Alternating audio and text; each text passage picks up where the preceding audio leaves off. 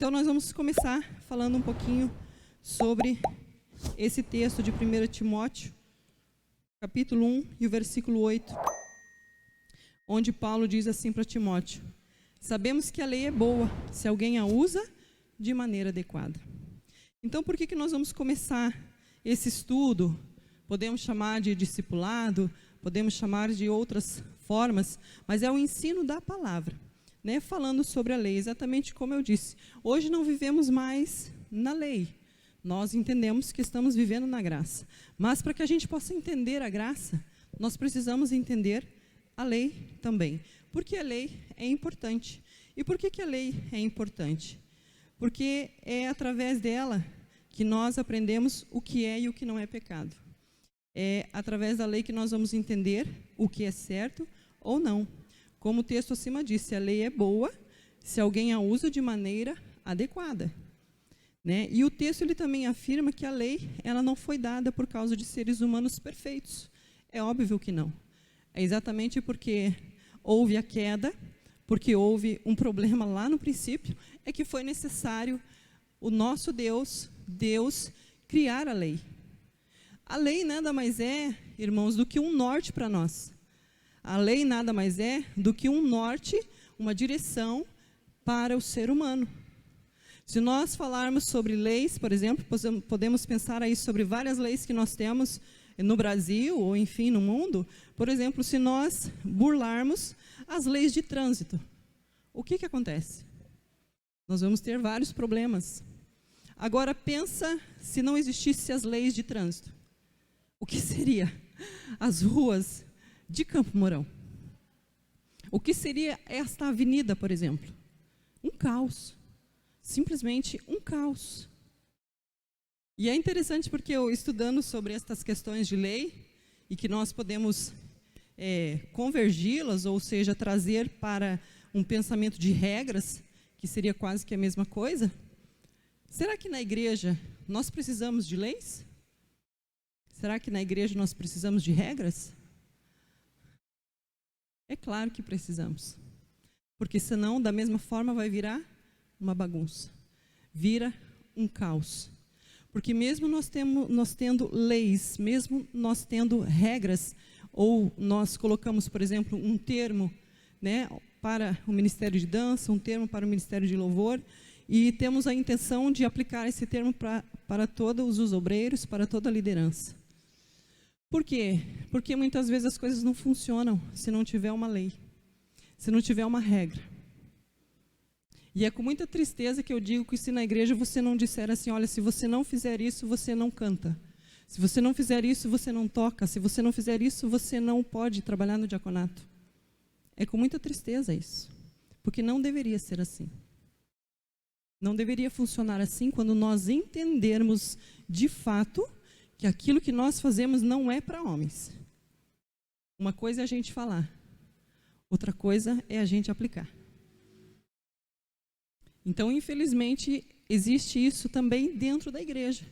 Então, as leis que foram criadas por Deus, lá há tantos anos atrás, né, foi exatamente por causa de seres humanos cheios de erros, cheios de falhas, seres humanos imperfeitos, seres humanos esses que lutam contra o vício, que lutam contra o pecado, lógico, o vício entra dentro disso, seres humanos aos quais muitas vezes nem entendem, ou às vezes têm até dificuldades para entender o que é pecado. A lei é uma forma de Deus mostrar o seu amor por nós. Por quê? Como assim? E olha só como que é verdadeiro isso. Porque se nós trouxermos um pouquinho mais perto de nós, da nossa realidade, quando você se posiciona, por exemplo, Juninho, como pai, se você não fosse aquele pai que dissesse, Belinha, isso aqui não pode, ela saberia que era errado? Se não tivesse o pai ou a mãe para dizer, isso aqui é proibido, você não pode mexer nisso aqui, essa criança não saberia.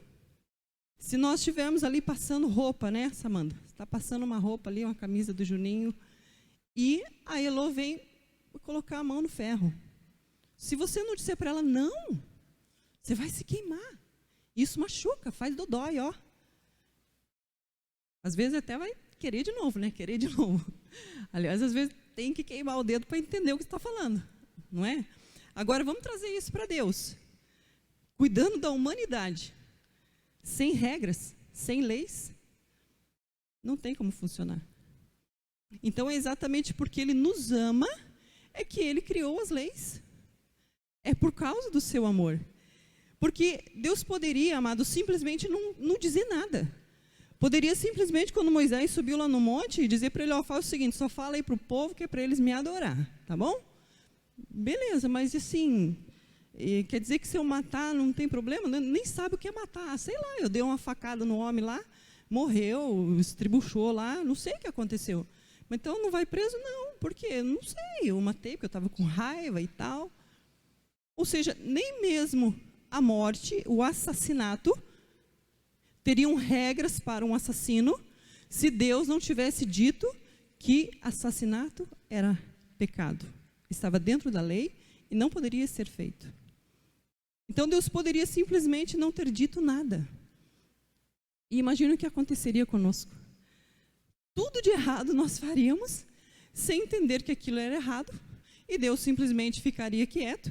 E no final das contas, o que aconteceria? Nós iríamos direto para o inferno, para a condenação. Mas não é esse o desejo de Deus. Não é isso que Ele deseja para nós. Porque Ele nos ama. Então Ele nos deu direção, Ele deu leis lá no princípio. Ele falou com Moisés. Portanto, a lei é para nos livrar exatamente de nós não sermos condenados. Mas para que nós soubéssemos daquilo que é pecado e que fere exclusivamente a Deus. Daquilo que nos levam para essa rota de condenação, cujo fim seria o inferno, Deus nos deu as leis. E é por meio delas que nós sabemos, né, aquilo que agrada a Deus ou não agrada a Deus. É por meio das leis que nós sabemos se estamos corretos ou não. E nós podemos até ler aí o restante do texto de Timóteo, no capítulo 8, do versículo, ou melhor, capítulo 1, do versículo 8 ao 11, mas eu não vou pedir para você ler agora, tá? Porque eu quero terminar no horário. E como tem bastante coisa aqui para falar, então nós não vamos ler tudo o que eu anotei, ok? Portanto, a lei foi dada para transgressores e rebeldes, irreverentes e pecadores, ímpios e profanos, que mata pai e mãe, impuros, sodomitas, homossexuais, sequestradores, mentirosos, que juram falsamente e pessoas que se opõem à Bíblia. Aí eu te pergunto, será que eu e você entramos nisso? Deus deu a lei para que todas estas pessoas soubessem que estão desobedecendo aquele que as criou. E que há algo errado com as suas vidas. E que algo precisa mudar. Portanto, isso é exatamente a primeira informação que Deus quer que eu e você saibamos. Quando nós desejamos retornar a Ele e conhecer a sua palavra. Que nós transgredimos as leis. Então, todos nós sabemos, basicamente, o que é a lei. E conhecemos as leis de trânsito, como eu falei. Conhecemos, por exemplo, as leis e regras de uma escola. Conhecemos as leis e regras de vários lugares, de vários ambientes. As leis que regem o nosso Brasil, algumas nós conhecemos, eu diria muito pouco. Né? Porque, de vez em quando, se ouve alguém falar, nossa, isso daí estava na lei. Pois é, estava. E a gente nem sabia. Como, por exemplo, alguma lei que tem, né, quando diz assim que você tem direito a alguma coisa. As pessoas não procuram isso. Eu não procuro isso, você não procura. E depois a gente acaba descobrindo que tinha direito. Né? Mas se está dentro da lei, é direito nosso. E sem lei, alguém, como eu disse, pode matar um ser humano e achar que isso é normal. Ninguém dirá que aquilo é errado, porque não havia lei contra isso. Portanto, é a lei que indica e mostra o que é correto e errado, o que pode e não pode, e ainda que a lei dos homens seja imperfeita, a lei do Senhor, ela é perfeita e refrigera a alma, diz os Salmos de capítulo 19 e o versículo 7. Então, como eu disse lá no comecinho, Deus nos apresenta dois tipos de lei no Antigo Testamento. E é importantíssimo, sim, nós entendermos isso e aprendermos isso. A primeira é a lei moral e a segunda é a lei cerimonial. E eu vou falar um pouquinho, rapidinho, a respeito delas, para que nós possamos entrar mais sobre a lei moral, que abrange os 10 mandamentos. Uma delas ainda está em voga, ou seja, uma delas ainda acontece, ainda está dentro daquilo que nós vivenciamos, mas a outra ela foi abolida, que é a lei cerimonial. Então, nós vamos ver por que a lei cerimonial foi abolida. Primeiro, nós vamos falar aqui sobre a lei moral. A lei moral, como eu disse, ela pode ser retratada exatamente nos 10 mandamentos. E para que a gente possa entender um pouquinho mais sobre isso, nós vamos então falar hoje sobre os 5 primeiros mandamentos. E nós vamos entrar um pouquinho mais dentro deles, para nós entendermos um pouquinho melhor o que seria isso, essa lei moral. O que, na verdade, nós já falamos várias vezes, nós conversamos sobre isso, nós, às vezes, pregamos sobre isso, relacionado a algum mandamento, mas nós vamos ver exatamente como Deus colocou esses 10 mandamentos. Portanto, como eu disse, a lei moral pode ser retratada nos 10 mandamentos. E essas são leis que nunca deverão acabar. Grave isso, as leis morais, elas nunca vão acabar. Estas leis estão vigentes enquanto os seres humanos existirem. Agora vamos falar um pouquinho sobre as leis cerimoniais. Só antes de nós entrarmos nela, só quero declarar essa palavra que diz assim: Deus deu essas leis para Moisés no Monte Sinai, isso nós sabemos. E Deus as escreveu em 2 placas de pedra e ordenou que Moisés as lesse e ensinasse o povo. E originalmente esses 10 mandamentos se chamavam de 10 palavras ou simplesmente decálogo, talvez você já até ouviu essa palavra. Lá em Êxodo capítulo 31 e o versículo 18, eu acredito que a Amanda vai colocar lá, tem algo que chama a atenção porque é incrível, é maravilhoso. Olha só o que diz lá.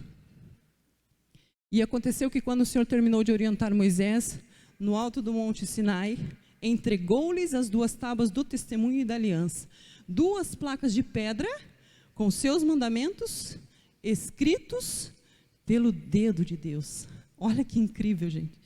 Êxodo 31, 18. Mas o que aconteceu quando Moisés desceu do monte? Alguém sabe? O que aconteceu, Janete, quando Moisés desceu do monte? Hã? O povo estava revoltado. Por quê? Você lembra? Hã? Não entendi. Exatamente. Quando Moisés desceu do Monte Sinai para ler e entregar as tábuas ao povo, ele horrorizou-se com aquela idolatria que estava acontecendo lá embaixo. E sabe que é tão engraçado, eu estava lendo Êxodo aqui quando fala sobre isso, e o próprio Deus alertou Moisés. O próprio Deus disse para ele, você pode depois conferir em Êxodo, você pode ler em casa, né, o que eu recomendo você fazer essa leitura sensacional. Provavelmente depois que a gente conversar aqui, você vai ter um entendimento melhor ainda, né, porque funciona dessa forma. Mas a Bíblia diz que o próprio Deus disse para ele, Moisés, desce lá, porque o teu povo, aquele povo, sabe, aquele povo que eu tirei do Egito, eles estão idolatrando outro Deus. E eles foram rebeldes contra mim. Inclusive Deus disse assim para ele, olha, eu vou matar esse povo. Então você vai lá e avisa eles. Aí Moisés, como tinha uma intimidade realmente diferente com Deus, porque naquele momento ele já tinha passado 40 dias no monte, é sobrenatural. Ele tinha passado 40 dias com Deus, falando com Deus, sei lá, dormindo, chorando, eu não sei o que ele ficou fazendo 40 dias lá, mas deve ser algo surreal. E de repente, Deus fala isso para ele, vai lá porque o povo já se corrompeu. Ó. 40 dias foi o que bastou para eles já se rebelarem. E aí ele disse, eu vou destruir eles. E Moisés disse, não, Senhor, calma, espera um pouquinho, né? Deixa eu ir lá conversar com eles. E o que aconteceu? Ele realmente como eu coloquei aqui, horrorizou-se com a idolatria que havia tomado conta daquele povo. E muito irritado, o que ele fez? Quebrou as tábuas da lei, jogou no chão, né? Eu imagino a ira que esse homem ficou muito bravo. Será que você ficaria bravo assim, Thalita? Henrique, o que você acha? Ficaria bravo? né? Acho que qualquer de nós faria isso, talvez até um pouco pior, talvez até jogasse as tábuas na cabeça do povo. Não é verdade? Mas realmente deve ser muito irritante ver uma situação dessa, né? E muito irritado, ele acabou quebrando as 2 tábuas de pedra dadas por Deus e escrita pelo próprio dedo de Deus. Porém, com a compaixão do Senhor, desse Deus maravilhoso. Em uma segunda ocasião em que Moisés, então, esteve com Deus, ele reescreveu as leis. Agora essas pedras, essas placas foram feitas pelo próprio Moisés. Você pode conferir isso lá em Êxodo, capítulo 34, versículo 1. Acho que a Amanda vai colocar lá.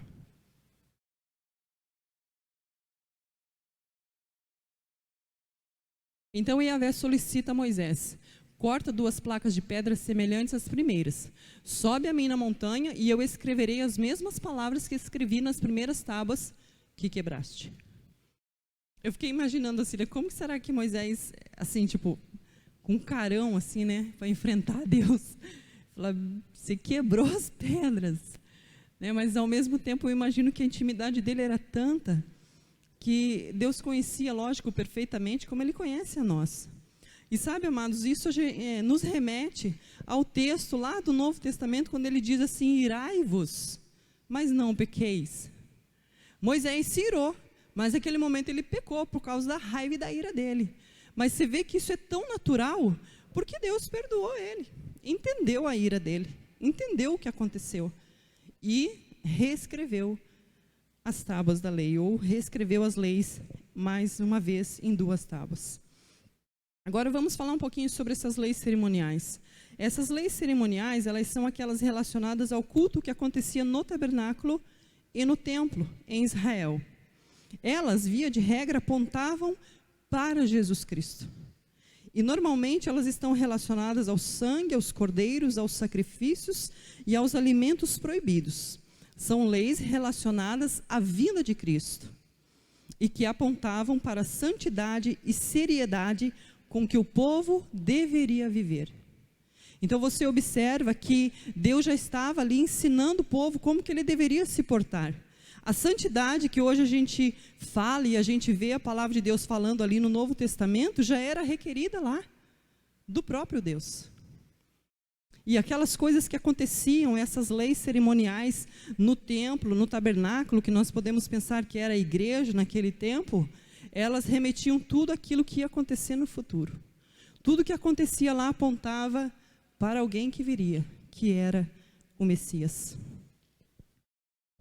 Há vários exemplos no livro de Levítico, por exemplo, sobre estas leis. Se você quiser, você pode ler lá, Levítico capítulo 6, capítulo 7. Ele vai falando sobre várias leis, né? A lei da oferta pelo pecado, por exemplo, é uma que nos chama muito a atenção. Por quê? Essa lei da oferta pelo pecado era exatamente aquela de que a pessoa pecava, ela levava um animal para o sacerdote e ele imolava aquele sacerdote, matava aquele animalzinho, derramava aquele sangue e aquilo subia então diante de Deus e aplacava a ira de Deus contra o pecado da humanidade. E por que foi abolido isso, gente? Por que foi abolido isso? Porque nós tivemos o verdadeiro Cordeiro, que foi sacrificado na cruz do Calvário. E o sacrifício foi feito uma vez só. Sangue inocente foi derramado uma vez só. E por causa desse único sacrifício perfeito, puro, verdadeiro, na cruz do Calvário, foi abolido essas leis da cerimônia. No caso essa. Nós não precisamos mais matar nenhum animal para pedir perdão dos nossos pecados. Hoje nós temos um intercessor. O nosso intercessor se chama Jesus Cristo. Ele foi ao Calvário por nós. Ele foi, a Bíblia mesmo diz, como um cordeiro mudo, sem reclamar, sem se debater, sem dizer, eu não mereço isso, eu não mereço morrer por causa desse povo. Esse povo esse que nem nasceu ainda. Vidas que ainda virão, vidas que ainda vão chegar a essa terra. Jesus já pagou o preço por elas. E essa é uma das leis da cerimônia que já não existem mais. Essas leis cerimoniais, elas duraram exatamente até a morte de Cristo. A partir dali, elas não têm mais valor. Aquilo que era feito através das cerimônias e apontava para o futuro de Cristo já aconteceu, pois o perfeito Cordeiro de Deus já chegou até nós. Assim, nenhum cordeiro, sangue ou sacrifício é mais necessário. E é por isso que não sacrificamos mais animais após a morte e ressurreição do Senhor Jesus. E quando o véu do templo se rasgou de alto a baixo, toda a lei cerimonial do Antigo Testamento, especialmente localizada no livro de Levítico, mas também em outros, foi abolida. No entanto, elas continuam nos lembrando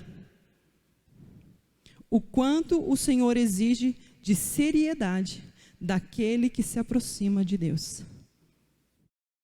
As leis, amados, por isso que às vezes a gente ouve alguém falar, não, o Velho Testamento já foi, era Velho Testamento. Não, não, é lógico que não. As leis que foram abolidas não quer dizer que não servem mais. Mas o que o autor desse estudo traz para nós é que estas leis ainda nos servem para lembrarmos da seriedade com que tudo aconteceu. E de que tudo que apontava para Jesus, de fato, aconteceu. Não era história. Assim como hoje nós sabemos que não é uma história da carochinha, que Jesus vai voltar. Ele, de fato, vai voltar. E graças a Deus, nenhum sacrifício é mais necessário. Com a obra perfeita da redenção, Jesus aboliu todas as leis cerimoniais, mas não as leis morais. Portanto, a lei serve somente para nos conduzir a Cristo. E o fim da lei é Cristo. E nós vamos ler Romanos 10, versículo 4, que fala isso. Romanos, capítulo 10, versículo 4. Porque o fim da lei é Cristo, para a justificação de todo o que crê. Portanto, as leis cerimoniais foram abolidas a partir do Senhor Jesus Cristo. Por isso, amados, que às vezes o pastor comenta alguma coisa, ou a gente comenta alguma questão relacionada à Arca da Aliança. Alguns lugares ainda a gente vê pessoas falando sobre a Arca da Aliança, às vezes até fazendo algum ato profético relacionado a isso, né? Cada igreja, cada pastor tem o seu entendimento. Mas quando nós olhamos para isso, nós observamos que não tem mais por que fazer isso. Porque Deus não está mais representado na Arca da Aliança. Ele agora está dentro de nós, por meio do seu Espírito Santo. Ele está aqui conosco, ele está aqui na terra. Não é mais uma arca, não é mais um baú que comporta a presença de Deus. Eu não preciso carregar isso aqui para cima e para baixo para dizer que o Senhor está comigo. Não. O Espírito Santo é o Espírito de Deus que habita em mim. E Ele está comigo constantemente. A partir do momento que eu entreguei o meu coração ao Senhor Jesus, nós selamos este pacto. E Ele está comigo. E Ele está contigo. E glória a Deus por isso. Aleluia. E ninguém, amados, conseguirá cumprir perfeitamente toda a lei, seja ela cerimonial ou moral. Mas o Senhor Jesus cumpriu. O Senhor Jesus sim, porque Ele é perfeito. Portanto, Ele dá um show em nós, quando nós olhamos para tudo isso. Todos nós já tropeçamos de alguma forma na lei. Todos nós. Todos nós já nos viram, ou se viram aí talvez mentindo, cobiçando um carro, cobiçando um corpo, cobiçando uma posição. Todos já desobedecemos os nossos pais, todos já usaram o nome de Deus em vão, ou deixaram de priorizar um dia da semana para buscar a Deus com toda a intensidade. Portanto, nós aprendemos com a lei, especialmente com os 10 mandamentos, que nós somos incapazes de agradar a Deus e que nós somos transgressores da lei. Pecadores, condenados. Estávamos indo para um caminho de condenação eterna, mas por meio do amor de Deus e do sacrifício do Senhor Jesus, a ira de Deus foi aplacada contra nós. E isso, amado, serve para nós entendermos o sacrifício de Jesus e o porquê de sermos condenados se não entregarmos as nossas vidas ao Senhor. Agora nós vamos falar sobre os primeiros 5 mandamentos que dizem respeito a Deus. O Senhor escreveu 10 mandamentos. Os primeiros 5 dizem respeito a Ele próprio. E os outros demais dizem respeito ao próximo. Primeiro mandamento que o Senhor nos deu, e nós vamos ler Êxodo capítulo 20, do versículo 1 ao 12. Abra aí sua Bíblia.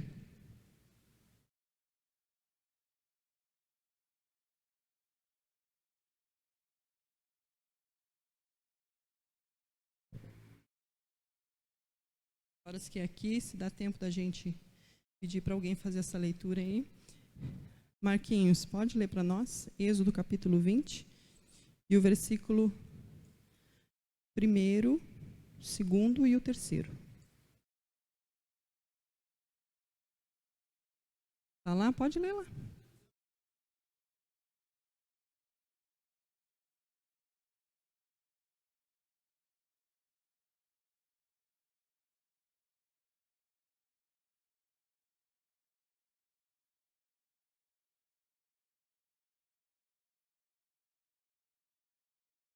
Isso aí.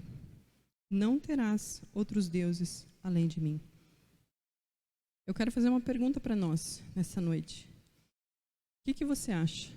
É possível ter outros deuses além do Senhor? É possível? O Jeff acha que não. Então, em cada ponto deles, nós vamos falar só sobre 5 hoje, tá? Por conta do tempo. E para podermos abranger bem, cada um deles a gente vai discorrer um pouquinho, para a gente entender um pouquinho melhor. Hoje, eu e você somos cristãos. Hoje, eu e você conhecemos a Cristo. Hoje, eu e você conhecemos quem é Deus. Certo?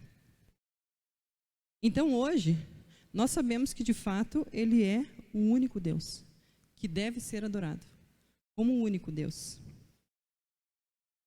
Portanto, nós que entendemos isso, temos muito mais por entendimento, por obrigação de viver isso. Porque, como eu já disse, amados, uma coisa é a gente entender a palavra. Uma coisa é a gente dizer, olha, não pode pecar. Olha, tem que amar Deus em primeiro lugar. Olha, tem que isso, olha, tem que aquilo. Outra coisa é a gente fazer. Existe alguém que disse uma frase uma vez, que eu nunca mais esqueci, que diz assim, que a gente é, não o que a gente fala, a gente é o que a gente faz. E se você observar dentro da sua casa, com os seus filhos, com seu esposo, com sua esposa, é assim que funciona. Às vezes você fala uma coisa 300 vezes, mas nem você mesmo faz. Aí não funciona. Então, amar a Deus e dizer eu entendo, eu amo a Deus, é uma coisa. Mas, de fato, fazer isso, talvez tenha um pouquinho de diferença. Por quê? Porque idolatria não tem a ver, vou dobrar minha Bíblia, não tem a ver somente com construir imagens de esculturas e prestar culto a elas. A Amanda vai colocar lá umas imagens só para a gente ter uma noção. Não tem a ver só com isso. Quem aqui já foi católico? Uma grande parte. Né, Juninho? Uma grande parte já foi católico, então entende bem essa prática, né? De cultuar os santos, de cultuar imagens. Pode passar, Amanda. Não sei se você já colocou a primeira. Olha aí, essa aí é bem conhecida, né? E o outro? Acho que é o primeiro, né? Então, essa aqui é a estátua de Nabucodonosor.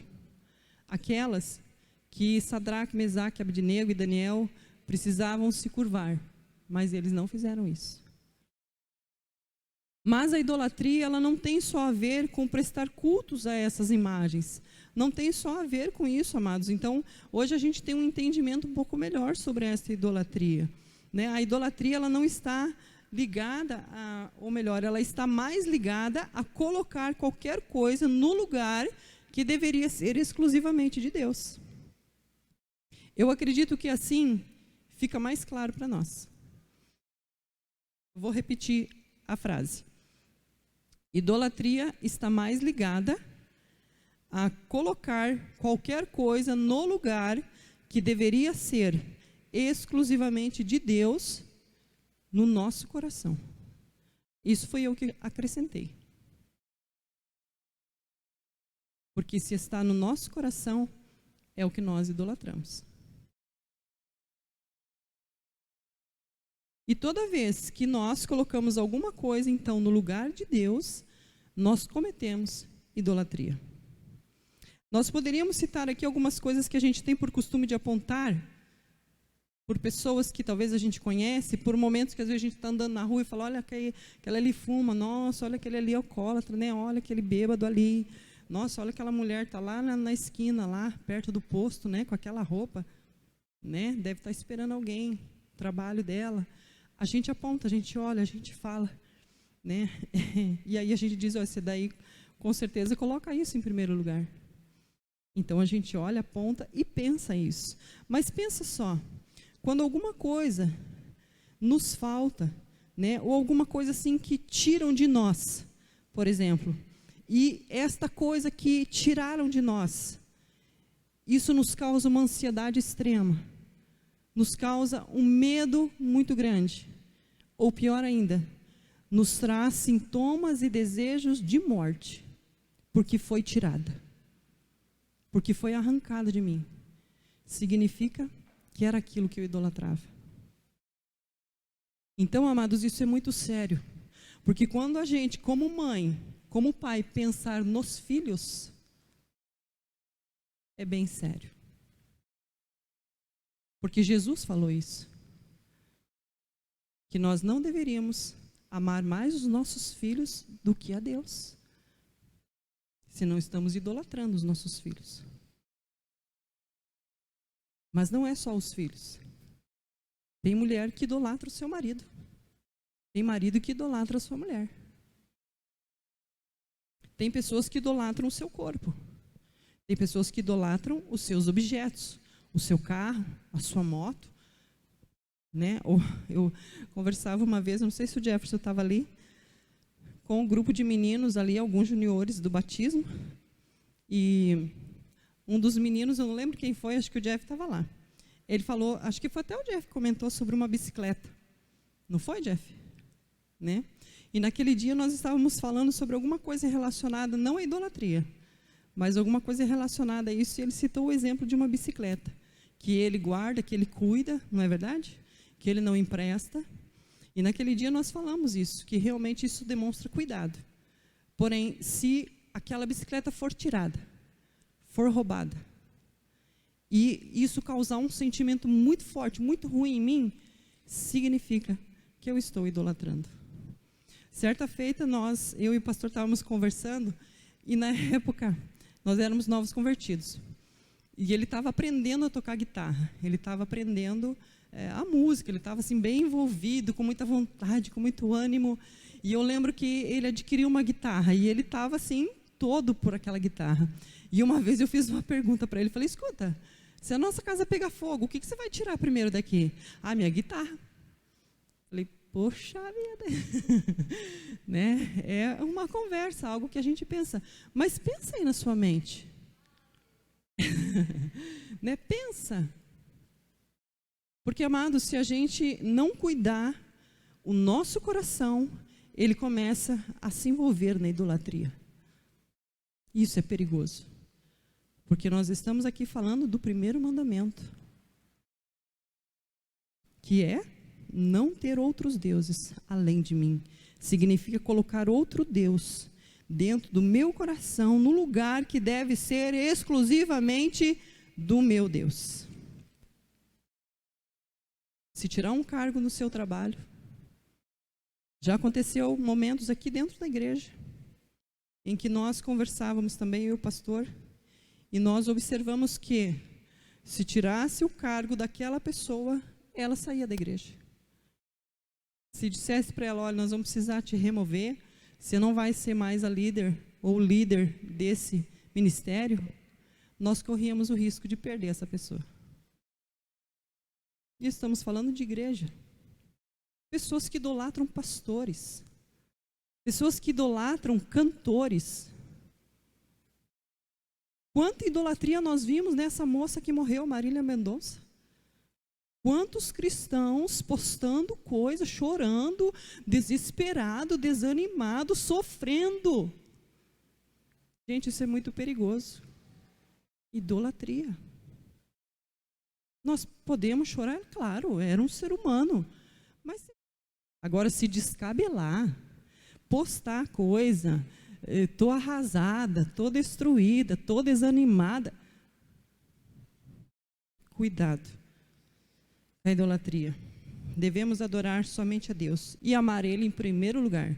Aí Jesus vem e dá uma chapuletada lá nos fariseus e saduceus, quando eles perguntam qual é o primeiro mandamento. Eles queriam pegar Jesus de alguma coisa. E nós falamos isso nessa nossa reunião com as meninas da dança. Qual é o primeiro mandamento que Jesus mesmo, Filho de Deus, traz? O que ele diz? Amar a Deus acima de todas as coisas, com as suas forças, com o seu pensamento, com a sua alma, com tudo. Amar a Deus acima de todas as coisas. Segundo mandamento é muito parecido com esse, e eu diria que está dentro desse, que vai dizer não se curvar diante de uma imagem de escultura.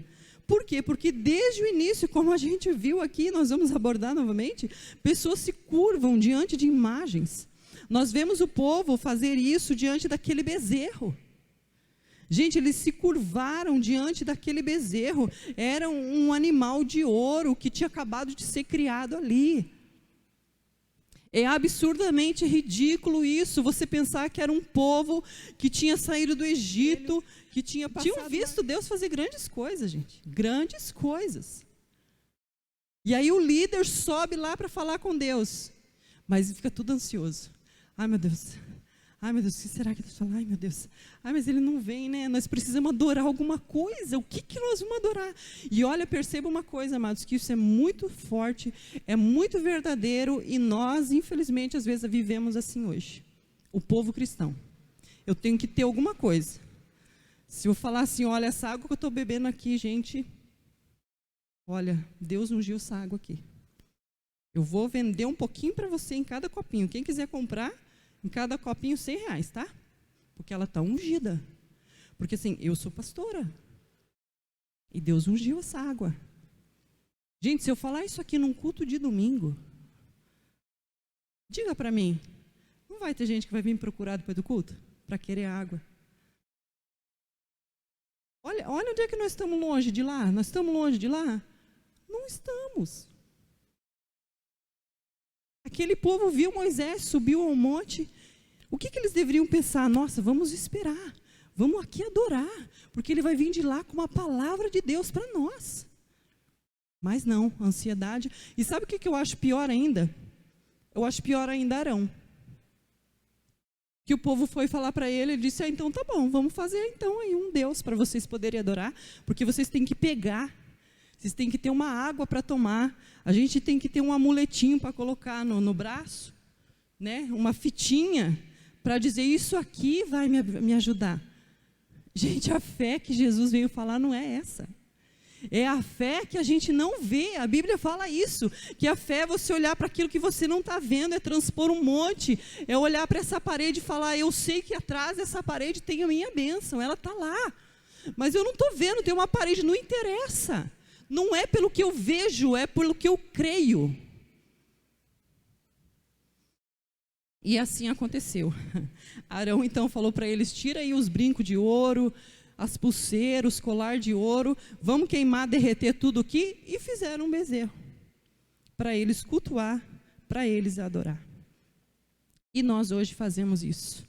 Algumas pessoas fazem isso, infelizmente. E amados, entendo, o erro não está em fazer uma imagem, porque hoje, quantas pessoas trabalham com escultura? Se nós falarmos isso, a gente tem que ter até cuidado, porque de repente alguém trabalha com arte, está fazendo uma escultura. É arte. O problema não é fazer uma imagem. Então quem faz a imagem peca. Quem faz essas imagens aí, por exemplo, dos santos aí que vende, imagino que a rolê, é pecador. Não, ele está fazendo o trabalho dele. Peca quem se dobra diante desta imagem. Peca quem se dobra diante de um cantor famoso, diante de um jogador de futebol, de um Neymar da vida. Não porque eu quero cortar o cabelo igual ele, eu quero usar a cueca que ele usa, eu quero saber qual é o tênis que ele está usando, porque eu quero comprar esse tênis. E quem? É o Neymar mesmo.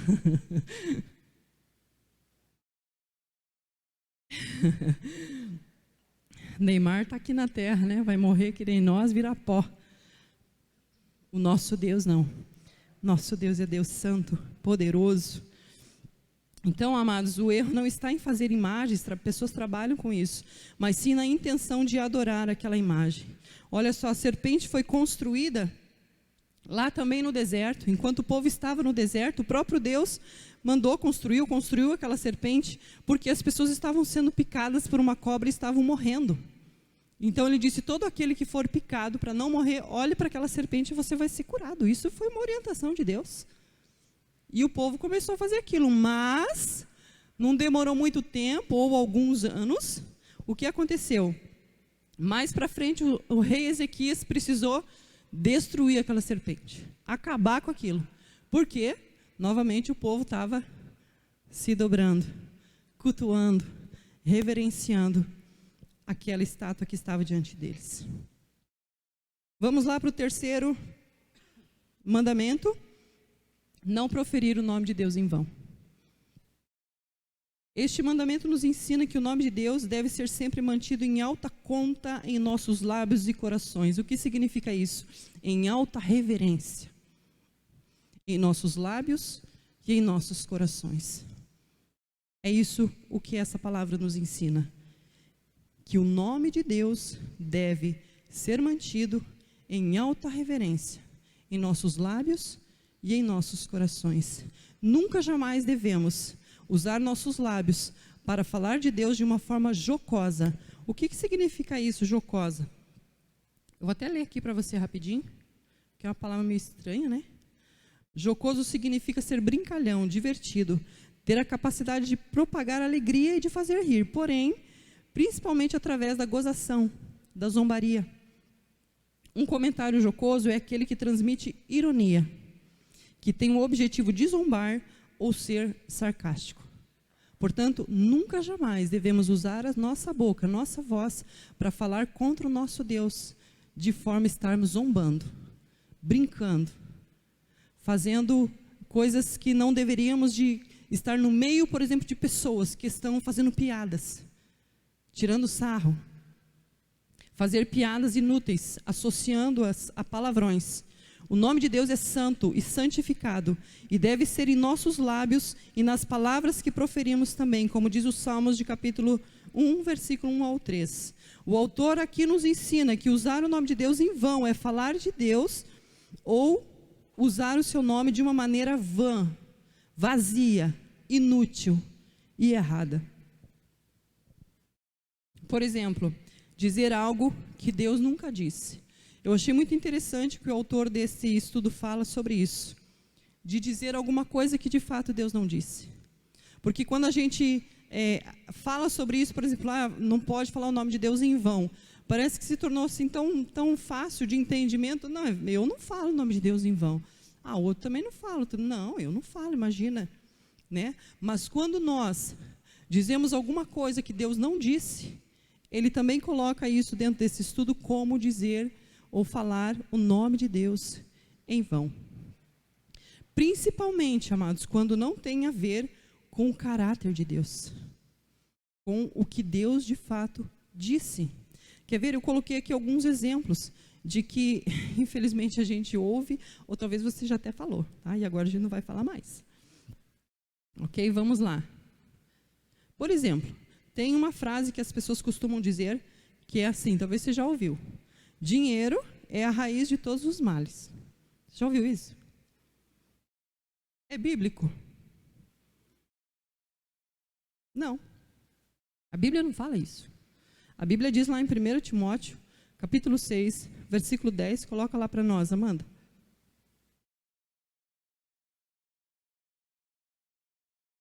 1 Timóteo, capítulo 6, e o versículo 10.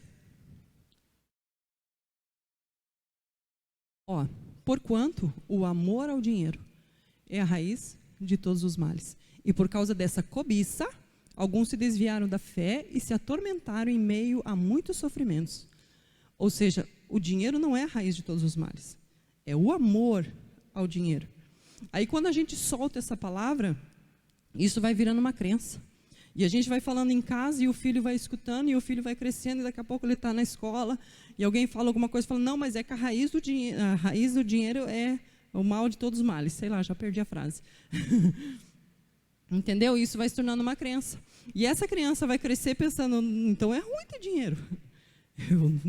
Não é ruim. Por isso, gente, muita gente tem uma impressão, e segundo os estudiosos falam, isso está no nosso subconsciente, que muitas vezes, por aquilo que nós ouvimos na infância relacionado ao dinheiro, nós criamos essa crença de que realmente o dinheiro é ruim. Então, tudo que chega na nossa mão já não fica. Já viu? Tem gente que já fala isso, né? Aqui chega, já sai. Por quê? Porque o dinheiro é ruim. O dinheiro é a raiz de todos os males. Então, eu não posso ter o dinheiro. Errado. O amor ao dinheiro. O dinheiro é bom. É por causa do dinheiro que a gente está aqui. Porque se não fosse o dinheiro, a gente não podia pagar isso aqui. É por causa do dinheiro que a gente tem cadeira para sentar, que a gente tem dinheiro para pagar a luz, tem dinheiro para poder pagar o ar-condicionado, que, aliás, esse mês o pastor ficou embasbacado, R$2.000 de luz. E se não tem o dinheiro? Faz o quê? Vamos fechar a igreja, tem que tirar o ar-condicionado, gente, não dá mais para usar. Vamos passar calor. Não é? Então, o dinheiro não é a raiz de todos os males, é o amor ao dinheiro. Outra coisa, Deus escreve certo por linhas tortas. Já ouvi muito isso. Mentira, não é verdade. Primeiro que a frase já não é verdade. E depois não tem nada a ver com Bíblia isso. Porque as pessoas citam isso como se fosse bíblico. Aliás, tem gente que até fala, a Bíblia fala isso, hein? Né? Isso é falar de Deus em vão. Entende? Isso faz parte disso. Outra coisa, quem não vem pelo amor, vem pela dor. Quantos de nós já falamos isso? Você conhece algum versículo que fala isso? Não tem, amados. Não tem versículo, não tem base para isso. A gente ouviu, eu ouvi o pastor Agostinho falar, daí o pastor Neuci também falou, daí eu também falei, daí a Esther também vai falar, e o Juninho vai falar, a Ivonete vai falar, todo mundo vai falar, o amor, você tem que vir pelo amor aí, porque senão... E, na verdade, a gente aponta para um Deus que castiga, para um Deus carrasco. Olha, se você não vier pelo amor, a gente faz isso e fala isso exatamente para aquele parente, né, para aquele marido, para aquela esposa, para aquele filho que está rebelde. Porque a gente quer que ele venha. Então, eu vou colocar um peso sobre ele, dizendo que, olha, a Bíblia diz que se você não vier pelo amor, você vem pela dor. Então, não é bíblico, gente. Não é bíblico isso. 2 Coríntios, capítulo 7, versículo 9, vamos ver o que diz relacionado a isso. 2 Coríntios, capítulo 7, verso 9.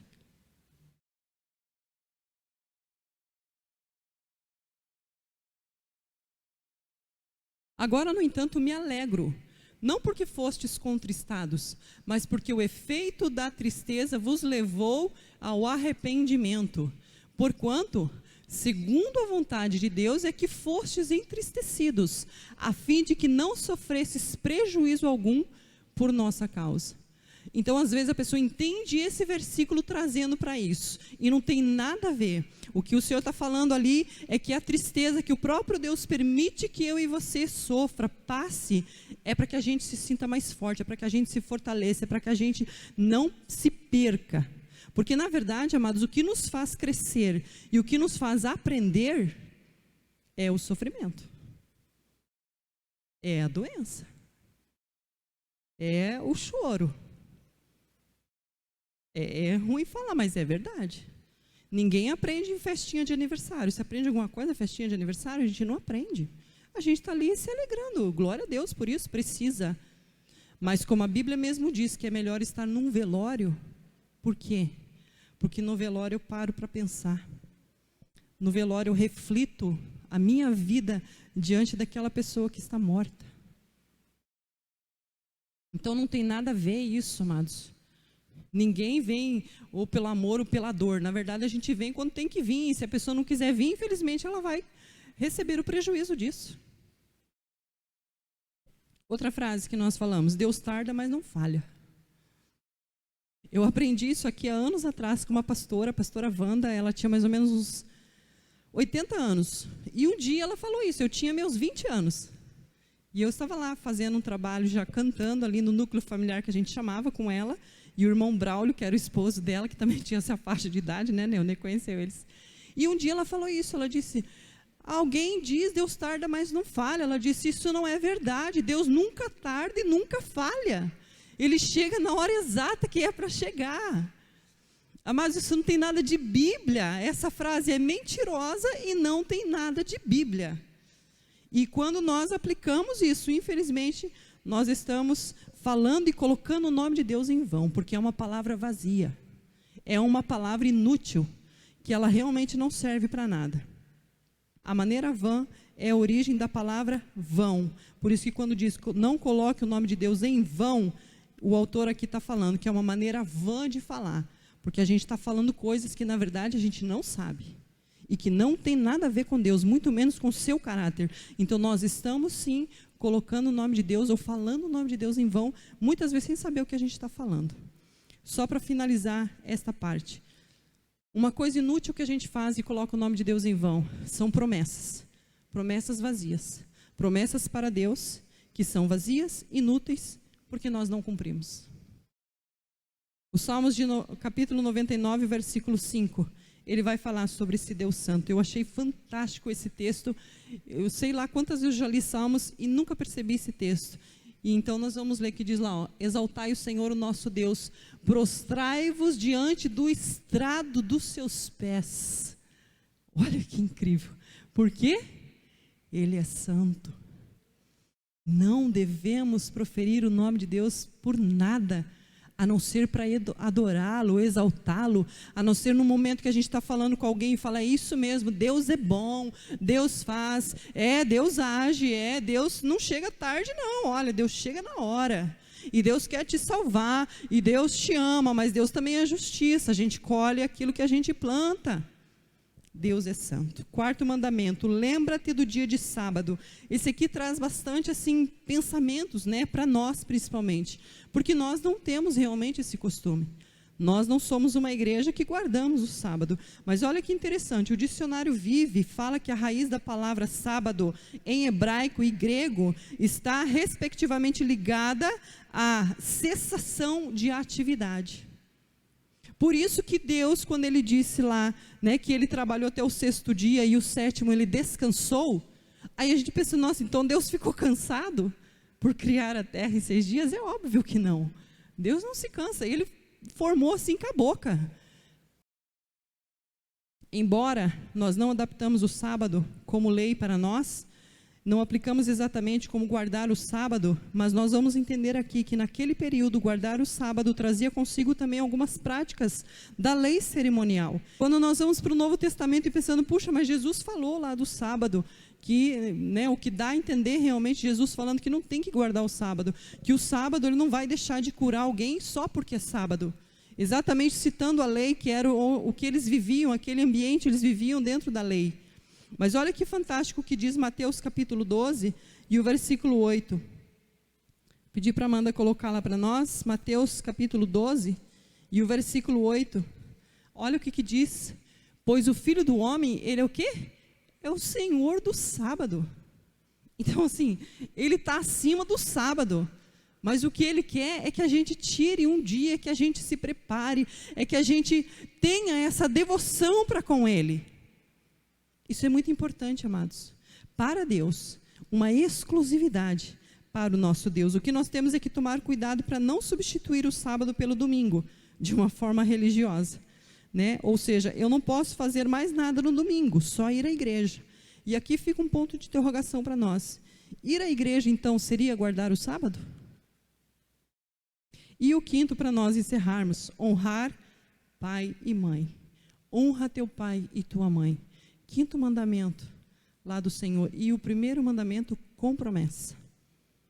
Lá em Efésios capítulo 6 fala isso. Para que se prolongue os teus dias sobre a face da terra.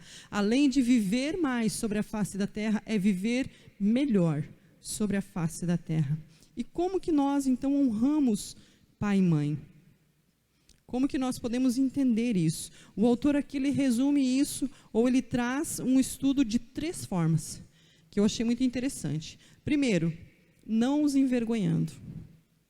Não envergonhar pai e mãe, com as nossas atitudes diferentes do que aquilo que nós aprendemos. Aquilo que nós aprendemos, eu acredito que todos nós aqui aprendemos com os nossos pais a educação, o respeito, a honestidade. E quando um pai e uma mãe vê esse filho andar por outros caminhos, ele está envergonhando esse pai, ele está envergonhando essa mãe. E isso vai contra a palavra de Deus, contra a honra, contra aquilo que esse filho aprendeu e agora está fazendo e praticando de forma errada, fazendo algo que nunca esse filho faria se ele estivesse juntamente com seus pais. Já pensou isso? Isso é bem forte. Porque se eu pensar, eu, por exemplo, com 45 anos hoje, o que eu não faria se meu pai estivesse perto de mim? Eu fiquei pensando nisso. Imagine os menores aí. A Esther, Raíssa, Jefferson. Ou seja, se alguma coisa nós não faríamos porque o pai está próximo, eu não estou falando de ir no banheiro, tá, gente? Porque o pai está vendo, porque a mãe está vendo, alguma coisa errada tem.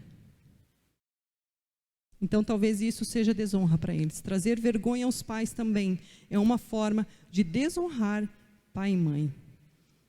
E uma terceira coisa que ele fala é não os abandonando. Quando sabemos que eles precisam de ajuda e não os socorremos, Deus nos orienta, por exemplo, a orar pelos nossos próprios inimigos. Quanto mais honrarmos os pais, cuidando deles no momento que eles realmente mais precisam. Parece que quando adultos, muitos têm a impressão de que não precisam mais honrar os seus pais. E isso não é verdade. Isso não é verdade. É principalmente no momento onde eles estão mais necessitados, por exemplo, quando chega a idade, quando esse pai e essa mãe se tornam idosos, é onde nós vamos demonstrar essa honra. Porque realmente é no momento onde eles mais necessitam desse filho que cuidou, desse filho que foi cuidado, desse filho que foi alimentado, foi limpado, tanta coisa. E aí, quando os pais precisam, esse filho também precisa honrá-los desta forma. Quando as vistas, as pernas, os braços já perdem o seu vigor, a memória já não é mais aquela. A memória vai ficando lá para trás, já não age de igual forma, quando era mais novo. Então esse filho vai demonstrar essa honra com os seus pais, por meio das suas atitudes, por meio dos seus cuidados. E isso, amados, é agradável a Deus, porque vai de encontro à palavra. Honrar pai e mãe é muito importante, é muito sério. O filho que honra pai e mãe, ele tem os seus dias prolongados sobre a face da terra. Glória a Deus por isso. E nós já estaremos encerrando, queridos. Eu só quero abordar esse finalzinho que eu acrescentei ali, porque eu acredito que isso levanta dúvidas para você, talvez.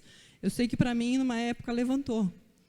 De pensamentos assim, mas pastora, como que eu vou honrar meu pai e minha mãe se eles me abandonaram? Ou se eu nem sei quem eles são? Num caso que a gente não sabe quem é, nós vamos honrar aqueles que nos cuidaram. Nós vamos honrar aqueles que realmente fizeram esse papel, de pai e mãe. Agora, se o meu pai ou a minha mãe me abandonaram ou me deixaram, mas eu conheço eles, eu sei onde eles moram, eu tenho um contato com eles, cabe a mim ainda honrá-los. Diante de uma situação que eu posso estender a minha mão, eu devo estender a minha mão e honrá-los e cuidá-los até o final da vida. Parece alguma coisa meio absurda, mas seria muito fácil a gente cuidar de alguém que cuidou de nós, que me deu toda a atenção.